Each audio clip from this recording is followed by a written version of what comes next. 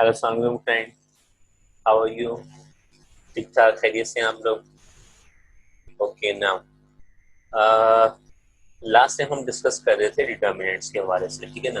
Determinants के हमने 2x2 order का भी किया है, हमने डिटर्मिनेंट का 3x3 ऑर्डर का भी एक क्वेश्चन किया है, जस्ट वन क्वेश्चन किया है। अब उसी को आगे कंटिन्यू करते हैं।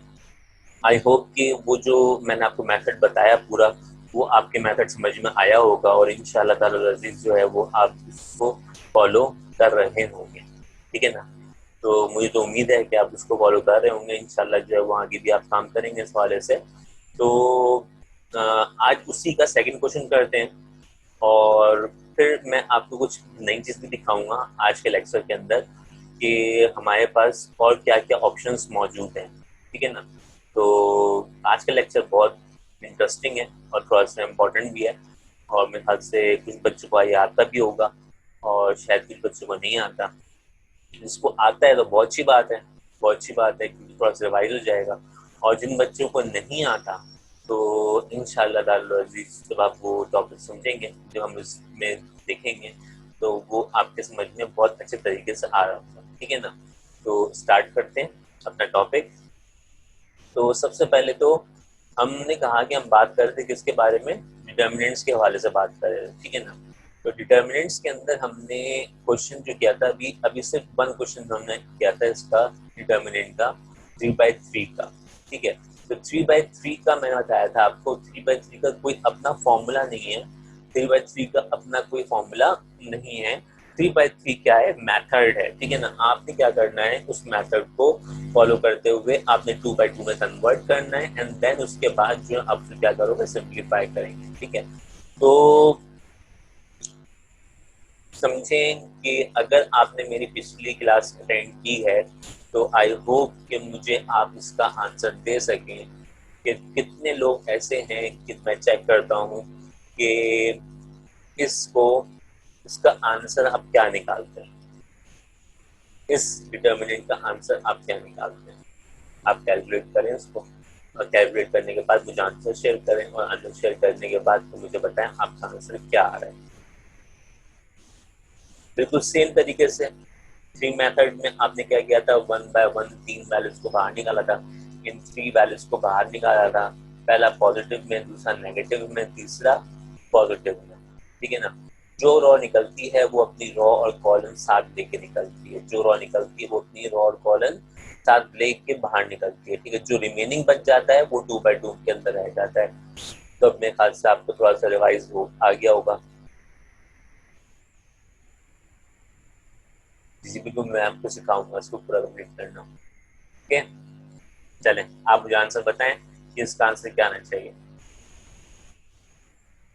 जो लोग ऑनलाइन देख रहे हैं वो वीडियो को पॉज कर दें और जो है वो पॉज करने के बाद जो है उसके बाद पहले खुद सॉल्व करें एंड देन फिर इसको इसको वापस से आप इसको प्ले करें, ठीक है।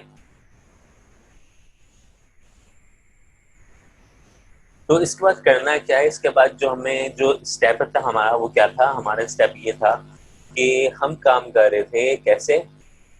हमने सोल्यूशन में लिखा सबसे पहले तो हमने इस मैट्रिक्स को कन्वर्ट किया किसमें, साइन ऑफ डिटर्मिनेंट में।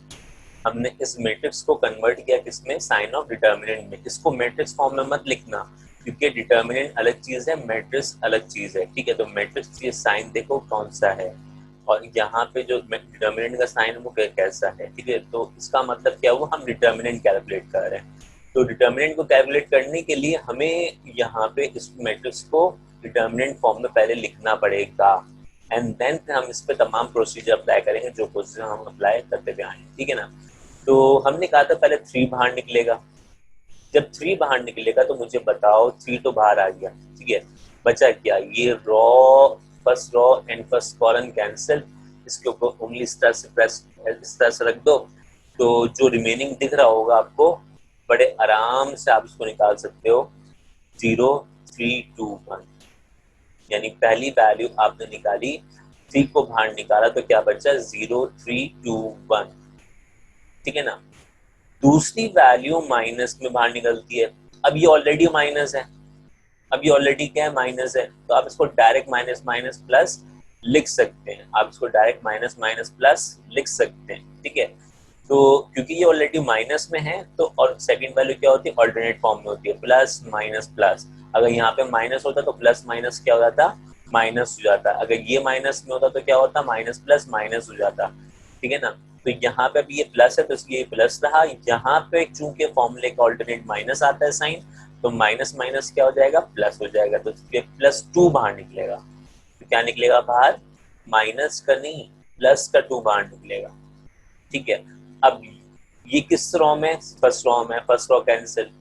किस कॉलम में है, सेकंड कॉलम में है, तो इसका मतलब सेकंड कॉलम कैंसिल, ये रो कैंसिल। तो बचा क्या, बचा क्या, ये रो कैंसिल, ये कॉलम कैंसिल, बचा क्या 1 3 -7 1। जब कोई मुश्किल पेश आए ना, इस तरह से फिंगर प्रेस कर दिया करो, इस तरह छुपा दिया करो उस रो को, उस कॉलम को छुपा दो। छुपाने के बाद जो है वो फिर अब जो काम करें वो आप इस तरीके से काम करें। जो तरीका छुपाने वाला बता रहा हूँ ना, ये आपको कोफैक्टर में बड़ा काम आएगा। आगे हम जो कोफैक्टर में काम करेंगे उसके अंदर बहुत काम आएगा ये चीज। जो मैं छुपाने वाली बात कर रहा हूँ ना, कि उस रो उस कॉलम को आप फिंगर से उसको छुपा दें, फिर आप जो कॉलम निकालें फिर उस फिंगर से उसको छुपा दें। तो ये चीजें जो है ना आपको कोफैक्टर निकालने में बड़े बहुत हेल्पफुल रहेंगी। मैं इसलिए आपको अभी से इसकी प्रैक्टिस कर रहा हूँ। बोला कुछ लोग अजीब लगता है कि ये फिंगर्स बोलते हैं फिंगर रख के छुपा दें, अजीब सा लगता है, लेकिन जब ये अप्लाई करता है जो बंदा खुद प्रैक्टिकली, तो फिर पता लगता है कि हाँ ये चीज तो बिल्कुल बहुत अच्छी है। मतलब डिटर्मिनेंट में तो मतलब बहुत आराम, मतलब बहुत हल्की चीज है, लेकिन जब को फैक्टर में आपको सिखाऊंगा ना, तो को फैक्टर में अंदर जो है वो आप देखिएगा कि ये चीज आपके कितना काम आएगी। जो मैं फिंगर रख के 5 सिखा रहा हूँ, किस रॉ को किस कॉलम को कैंसिल करना है, तो जिस रॉ कॉलम को कैंसिल करना है उसको छुपा दीजिए, फिंगर रख के तो छुपा दीजिए उसको, जो आपको दिख रहा है वो आप लिख दीजिएगा, ठीक है। अच्छा जी, फिर थर्ड के लिए, फिफ्थ के लिए, तो 5 किस में है, फर्स्ट रो में है, किस कॉलम में, इस कॉलम में, तो रिमेनिंग क्या बचा 1 0 -7 2। तो ये हो गया आपके पास सेकंड स्टेप। 3 बाहर निकला, ये first row first column cancel, क्या बचा 0 3 2 1 0 3 2 1। माइनस माइनस मैंने यहाँ पे डायरेक्ट शो नहीं किया, मैंने यहाँ पे क्या कर दिया, आपको आसान करने के लिए माइनस बाहर रखा ऑल्टरनेट फॉर्मूले का, और -2 ये वाला जो बाहर निकला, ठीक है ना। अभी ये रो और ये कॉलम कैंसिल हो, तो क्या बचा 1 3 -7 और देन 1 आ गया। फिर नेक्स्ट वैल्यू +5 बाहर निकला, तो ये रो ये कॉलम क्या हो गया कैंसिल, क्या बचा 1 0 -7 2 1 0 -7 2। अब देखें ये सारी चीज किसमें, साइन ऑफ डिटर्मिनेंट में, ये सारी चीज किसमें, साइन ऑफ डिटर्मिनेंट में। मैं इस क्वेश्चन में एक एक स्टेप सिखा रहा हूँ, एक एक स्टेप सिखा रहा हूँ, ठीक है ना। तो आप इसको जो इसमें जो डायरेक्ट काम कर सकते थे, वो डायरेक्ट काम क्या था, माइनस माइनस +2 आप डायरेक्ट लिख सकते हैं, ठीक है ना, इस पर कोई पाबंदी नहीं है, ठीक है। नेक्स्ट स्टेप देखते हैं क्या है। अब हमने क्या करना है, हमने ये फॉर्मूला अप्लाई करना है, ये फॉर्मूला अप्लाई करना है इन तीनों के डिटर्मिनेंट पे, इन तीनों के डिटर्मिनेंट पे हम ये फॉर्मूला अप्लाई करेंगे, ठीक है। तो देखते हैं क्या है। अब गौर कीजिएगा, देखिएगा, ठीक है ना, ये 3 ऐसे ही रहा।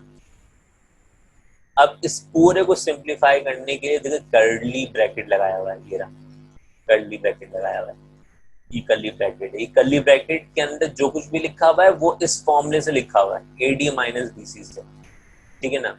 अब कर्ली ब्रैकेट के अंदर जो कुछ भी लिखा हुआ है वो क्या लिखा हुआ है, वो इस फॉर्मूले का लिखा हुआ है, किसके लिए, पहले वाले डिटर्मिनेंट के लिए। इसका मतलब 3 बाहर आ गया।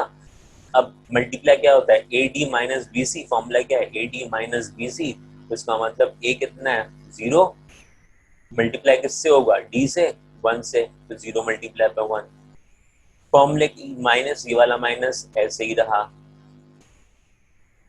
बल्कि ये वाला माइनस नहीं, सॉरी ये वाला माइनस नहीं, ये वाला माइनस, फॉर्मूले का ये वाला माइनस ऐसे ही रहा, ठीक है ना। एंड देन 3 को मल्टीप्लाई किया किससे 2 से, उसका मतलब 3 × 2। तो ये तो पहला कर्ली ब्रैकेट शो कर रहा है किसको, इस फर्स्ट वैल्यू को। फिर माइनस माइनस क्या हो गया, +2 हो गया। अब सेकंड जो कर्ली ब्रैकेट है ये शो कर रहा है किसको, इस वाले डिटर्मिनेंट को। अब फॉर्मूला क्या, AD - BC, यानी इसका मतलब ये हुआ कि 1 को 1 से मल्टीप्लाई करें, 1 मल्टीप्लाई बाय 1, फॉर्मूले का माइनस, ये रहा माइनस, ठीक है ना। 3 को मल्टीप्लाई करें किससे, -7 से, 3 मल्टीप्लाई बाय -7, ठीक, यहाँ तक क्लियर है, कोई मसला, ओके डन। +5 अब ये कर्ली ब्रैकेट शो कर रहा है किसको, थर्ड मैट्रिक्स को, थर्ड डिटर्मिनेंट को, सॉरी मैट्रिक्स को नहीं, डिटर्मिनेंट को, बातों का बहुत ख्याल रखना है, ठीक है ना। तो ये मैट्रिक्स नहीं है, डिटर्मिनेंट है। तो इस डिटर्मिनेंट को सिंप्लीफाई करना है, +5, अब 1 multiply by 2, 1 multiply by 2, minus फॉर्मूले का ऐसे ही रहा, 0 मल्टीप्लाई बाय -7, 0 मल्टीप्लाई बाय -7, ठीक है। यहाँ तक एक एक स्टेप आपको सिखाया, यहाँ तक एक एक स्टेप आपको लेके चल रहा हूँ साथ अपने, ठीक है ना, कोई मसला नहीं करना, यहाँ पे एक एक स्टेप साथ लेके चल रहे हैं हम, ठीक है। अब इसके बाद सिंप्लीफिकेशन क्या हुई, इस पूरे ब्रैकेट को सिंप्लीफाई किया, यानी इसका मतलब ये हुआ, ये वाला स्टार्टिंग वाला 3 ऐसे ही रहा, 0 1 जा 0, फॉर्मूले का माइनस, ये रहा 3 2 जा 6, 3 2 जा 6, ठीक है, +2 +2, 1 1 जा 1, 1 1 जा 1, माइनस माइनस प्लस प्लस, 3 7 जा 21, 3 7 जा 21, ठीक है ना।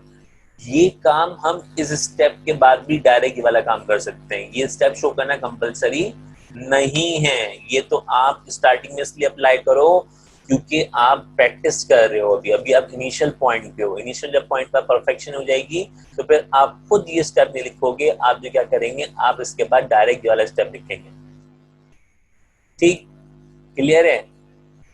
फिर कहाँ था मैं, यहाँ पे third value, +5 1 2 2 2, minus minus plus, 0 7 जा 0, ठीक है। तो इसका मतलब ये हुआ कि अगर जब आप परफेक्शन हो जाएगी ना, जब परफेक्शन हो जाएगी तो परफेक्शन के अंदर आप खुद जो है वो खुद ये वाला स्टेप लिखने से इग्नोर करेंगे, क्योंकि आप खुद फेड अप हो चुके होंगे इतना काम कर करके, इतनी प्रैक्टिस हो जाएगी, इतना परफेक्ट हो जाएंगे कि आप इसके बाद डायरेक्ट ये वाला स्टेप करेंगे, लेकिन अभी नहीं, अभी डायरेक्ट नहीं करना, अभी डायरेक्ट नहीं करना, जब प्रैक्टिस हो जाए तब डायरेक्ट कीजिएगा, ठीक है। अब इसके बाद फर्दर स्टेप क्या होना चाहिए,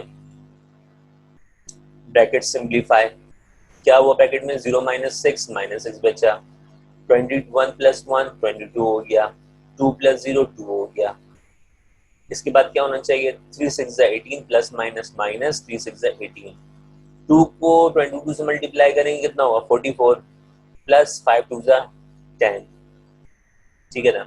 अब इन सब को सिंप्लीफाई किया, 44 + 10 कितना हो जाएगा, 54 हो जाएगा, और 54 में से 18 को माइनस कर देंगे तो मेरा ख्याल से आंसर आपने जो बताया कुछ ऐसे ही है, क्या है 36।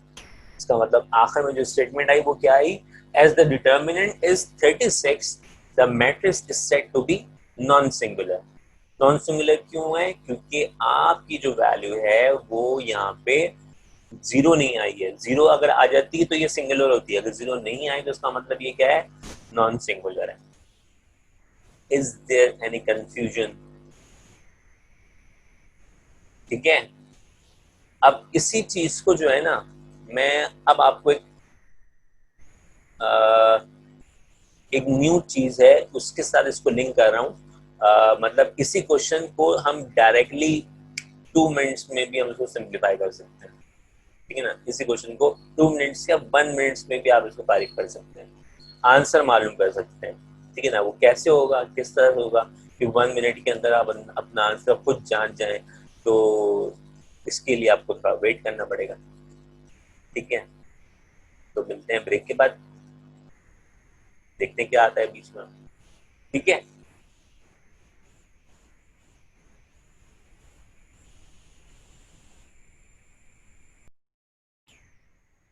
नाउ अब जब हमने आंसर निकाल लिया तो अब देखिए आप अपने आंसर को, आपने जो आंसर निकाला वो आंसर आप देख रहे हैं, आप चेक करें आपका आंसर क्या आया, आपने मुझे अपने आंसर शेयर किए, ठीक है ना। अब देखें कैसियो कैलकुलेटर है एक FX991EX, ठीक है ना, क्लास विज नाम है कैलकुलेटर का। तो इस कैलकुलेटर से आपको मैं इस डिटर्मिनेंट के मतलब कि इसके अंदर पूरी मैट्रिसेस हम इसको सिंप्लीफाई कर सकते हैं, ठीक है ना। तो अगर मुझे निकालना हो इसका डिटर्मिनेंट कैलकुलेट करना है तो मैंने क्या किया, मैं गया मेन्यू पे,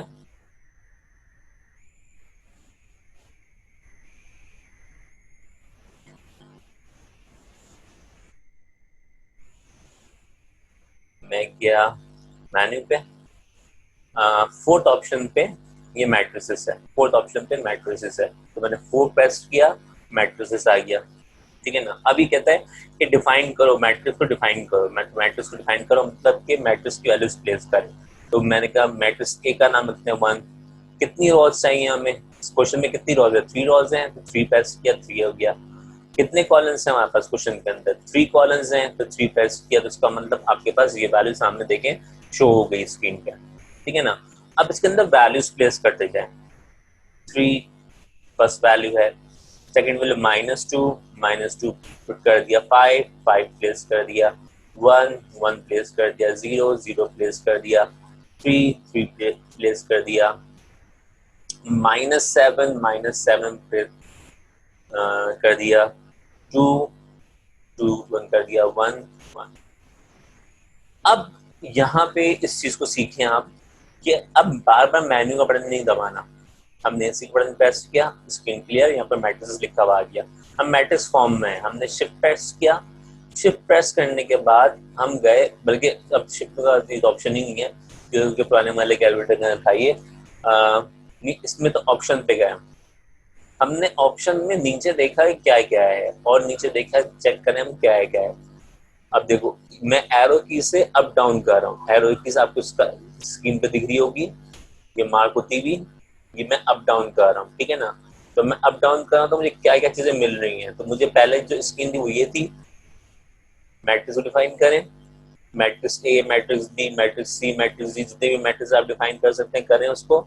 उसके बाद जो है आपने कहा कि मुझे कैलकुलेट करना है डिटर्मिनेंट, क्या कैलकुलेट करना है, डिटर्मिनेंट। डिटर्मिनेंट कहाँ पर है, 2 पर है ना, तो मैंने क्या किया, 2 प्रेस किया। अब किसका डिटर्मिनेंट, किस चीज का डिटर्मिनेंट, हमें इस वैल्यू का डिटर्मिनेंट चाहिए, ये हम डिफाइन कर चुके हैं, ये हम डिफाइन कर चुके हैं, हमने कहाँ डिफाइन किया है, वही ऑप्शन का प्रेस किया, और डिफाइन कहाँ पे किया हुआ है हमने, मैट्रिक्स ए डिफाइन कहाँ पे किया हुआ है, 3 पे, तो 3 हमने प्रेस किया।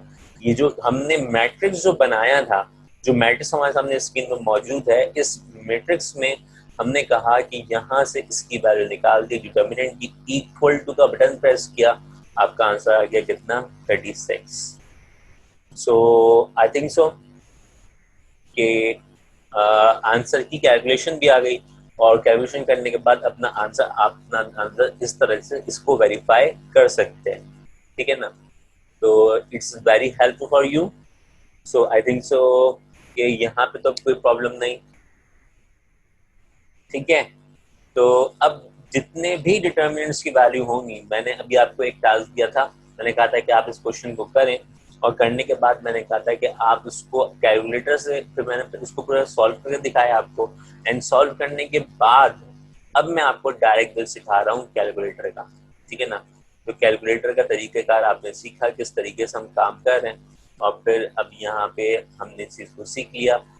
अब जितनी भी कभी भी कोई वैल्यू आ जाए डिटर्मिनेंट की, तो इंशाअल्लाह ताला अजीज आप लोग कैलकुलेटर से इस चीज को निकाल सकते हैं। अब इसी चीज को मल्टीप्लाई, ऐड, सब्ट्रैक्ट सब कर सकते हैं, ठीक है ना। तो मैं आपको मल्टीप्लिकेशन वाले भी आपको इस तरह से स्क्रीन शेयर करके दिखाऊंगा, और फिर वहां पे आपको इसको सिंप्लीफाई करके दिखाऊंगा, ठीक है ना। तो इंशाल्लाह फिर मिलते हैं नेक्स्ट क्लास में, और फिर इसको डिस्कस करते हैं फर्दर मोर कि और ऑप्शंस क्या क्या हमारे पास। हम इसको मल्टीप्लिकेशन फॉर्म में भी करके दिखाऊंगा मैं आपको, जहाँ पे हमने मल्टीप्लाई करना सीखा है, जहाँ पे हमने एडिशन करना, सब्ट्रैक्शन करना सीखा है, तमाम चीज़ें मैं आपको इस पर डायरेक्ट कंप्लीट करूँगा, ठीक है। तो अपना ख्याल रखिएगा बहुत बहुत, और दुआ में मुझे याद रखिएगा, ठीक है। टेक केयर, अल्लाह हाफिज़।